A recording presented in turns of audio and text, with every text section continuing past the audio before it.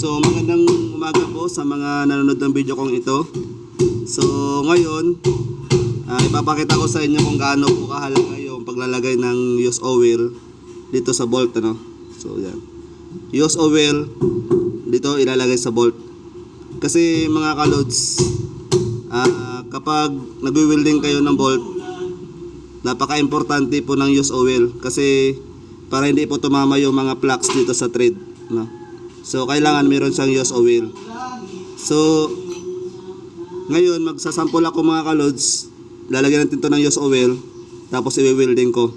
So tignan natin mamaya kung matatamaan ba ng welding yung mga thread niya. So yan, makikita nyo sa video, okay na siya, diba? So yan, so okay yung nut niya, so madali siyang iikot. So yan, so makikita nyo dyan sa video ko, yung bolt may use oil na siya mga kalods, ano.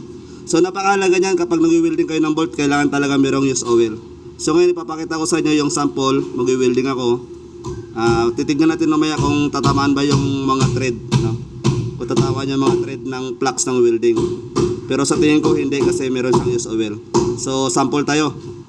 So stay and watch mga kalods, ano.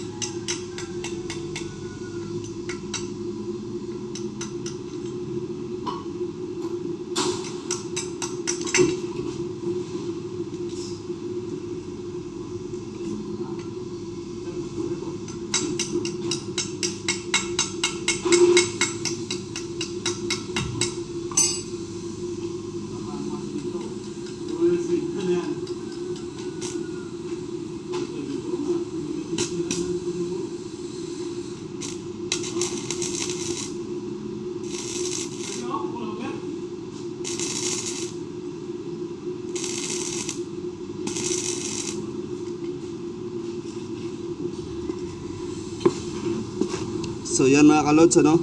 So kitang-kita nyo, winelding ko yan siya, diba? So tignan natin kung matamaan ba yung mga thread niya, tinamaan ng plugs ng welding, ano. So yan mga kalods, so subukan natin, no, kung okay ba yung paglalagay ng use oil. So yan mga kalods.